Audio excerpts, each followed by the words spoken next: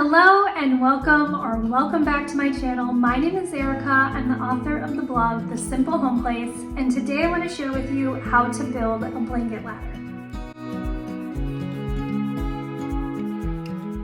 So I am standing in a little corner of my living room, and this is the area that has remained empty for quite a long time that I have just been staring at, trying to figure out what to put here.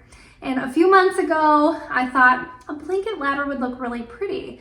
The only problem was that, first of all, I don't own any power tools, and we do live in an apartment, so therefore I felt like I couldn't really use any power tools, so that's why I haven't purchased any. So you're going to see a lot of hand cutting, hand sanding, all of that stuff.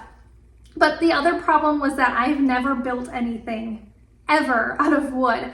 I grew up helping my stepdad build all kinds of things, but I've never done anything by myself. And so I was a little bit intimidated with putting a blanket ladder together, not really knowing how to do it. So I've been looking on Pinterest here and there for quite a few months, just seeing what inspiration I could find.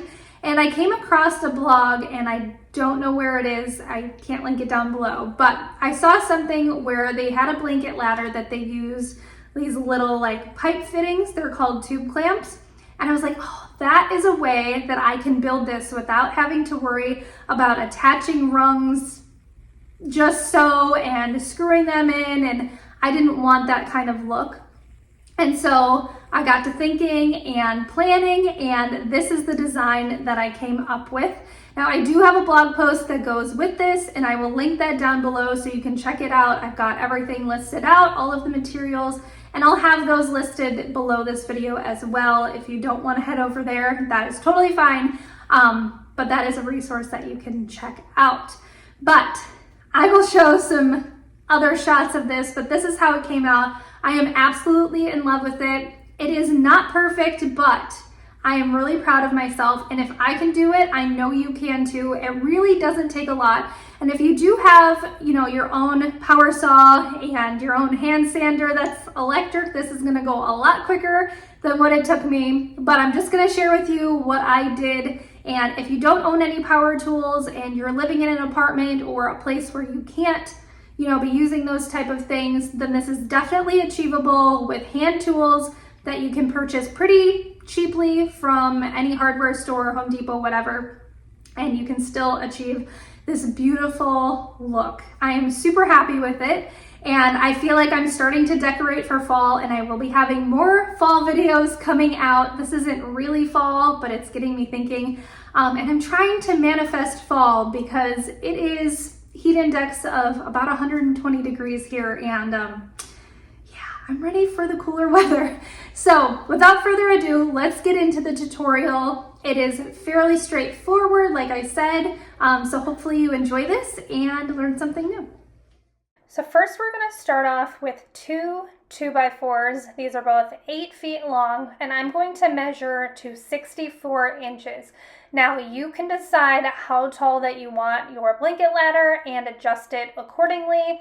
I found that this height was good for the space that I wanted it to be in, and so that's what I chose to do. Again, adjust it to however you want. Then I'm just making the mark and marking it with a speed square, and I had to adjust it because it wasn't quite square. And then I am using a hand saw. Like I said in the beginning, I do live in an apartment, so power tools I feel like are rude to be using, and so I bought myself this hand saw. This is the first time ever using it, and it is definitely a workout, obviously, but it got the job done. It wasn't perfect, but that's okay.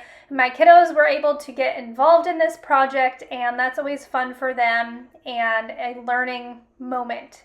So I always like to involve them when I can, both my 6-year-old and my 4-year-old. So we're going to cut both of those 2x4s down to 64 inches and then move on to the dowels. Moving on to the dowels, I purchased two 48-inch long, 1 1/4 inch diameter dowels. Hopefully that's not confusing. I went to Home Depot and I got two dowels that are 1 1/4 inch in diameter. I'm going to be cutting both of those dowels down into 18-inch sections for a total of 4 dowels. So it's kind of confusing. Hopefully that makes sense. But for the height that I chose, I wanted to have 4 dowels. Now, if you're going to be making it taller, you may want to purchase another one so that you can cut it down and have a total of 5 or 6. So you have that many rungs in your ladder. But again, for the height that I want, I chose to go with 4. Now the next thing that you're going to do is place your 2x4s against the wall at an angle that you like. So just eyeball it, look at, how it looks on your wall, and once you're good with that, you're going to take something that is level. I'm just using my speed square, and draw a line across the bottom of it, and we're going to cut that angle off, and that's just going to make sure that the 2x4 is sitting flush on the floor and it's not going to be wobbling around. Once you're finished cutting off the angle on one, then you're going to use that as a guide to trace onto your other 2x4 so that you can cut both of them down with the angle that is appropriate, and they will match and all will be good. Then it's on to sanding all of your pieces. I recommend starting at a lower grit like 180 and working your way up to 220 or even 400, totally up to you. And make sure everything is nicely sanded before we move on to staining. I enlisted the help of my daughter, and I thought you could enjoy a little bit of commentary from her. I'm just a kid, but I'm recording because I'm helping my mom do this. But yeah, it's like I'm the assistant helper. Like I'm the assistant of a simple home place. I hope you enjoyed that. She's just so cute. Always animated, always coming up with stories. I just love her. So moving on, we are going to prime and paint the tube clamps. They are 1-inch tube clamps that I got again at Home Depot, and I'll have a link down below if you want to check out what I'm using. Now moving on to stain. I am using the Behr Early American Wood Stain. I've been seeing people use this for so long, and I decided to try it on this project, and it is gorgeous, and I will be using that forevermore. But I'm just going to put it on and wipe it off. I didn't let it sit very long. And I really like how the color turned out. So go ahead and stain all of your pieces or paint them, whatever you decide. And then we will probably need to poly. I at least polyed all of mine. If you're painting, you could put a top coat on as well. Customize it to however you like. Like the tube clamps, if you don't want to spray paint them and leave them for a more industrial type of look, go ahead and do that. Do whatever your heart desires to make it look however you want and to fit into your space nicely.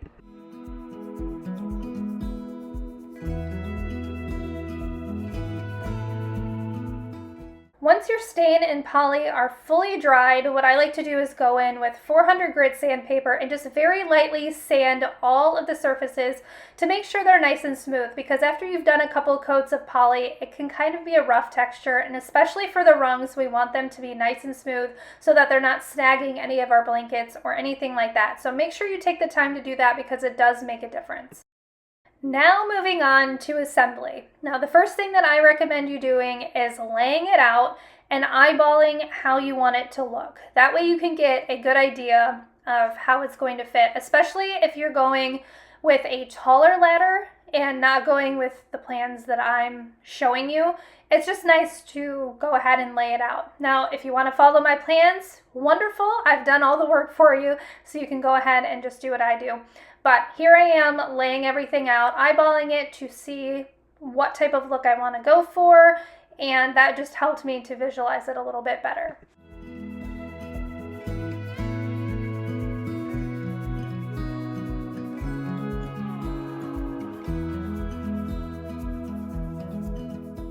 Now it's time to attach all of our tube clamps. For the first one, what I'm doing is measuring 6 inches from the top of the 2x4, and I just want to make a note that I have it flipped up on its shorter face, or I don't know how you would describe that, but you can see it. And I'm going to center that tube clamp over that mark in, like I said, the center, and I'm going to attach it with some 1.5" roofing nails. Now, the reason I went with roofing nails as opposed to other finishing nails is that the face of the nail is going to fit over top of the hole of the tube clamp. And so just make a note of that. But yeah, that's what I'm going to use. So we're going to attach our first one, and then I'll show you or talk to you about how we're going to attach the rest of them.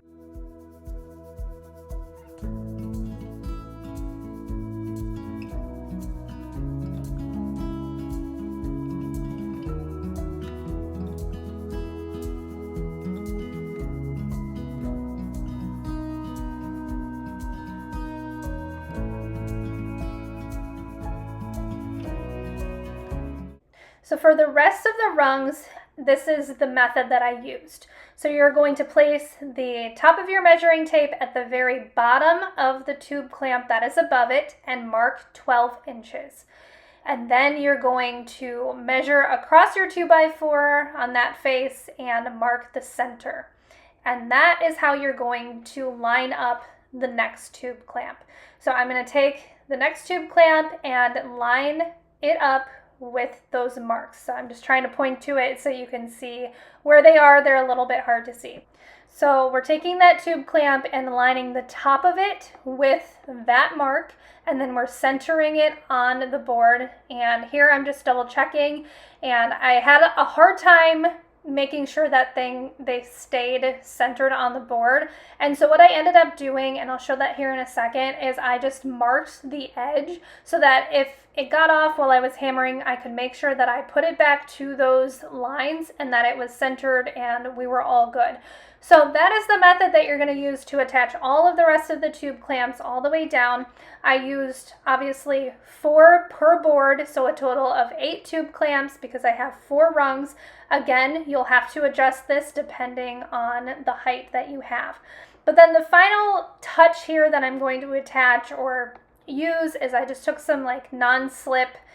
You would use this for a rug, and I had this from a rug, so I'm stealing a little bit from it. This is just going to ensure, again, that it's not going to slip, especially if you have hardwood floors. But here is the final thing that you need to do, and that is putting your rungs into the tube clamps so that you are creating your ladder. And it might take a little bit of adjusting to make sure that, you know, the boards are right, and if you cut everything right, it should work out really well. But go ahead and attach all of the rungs, and then your blanket ladder is complete.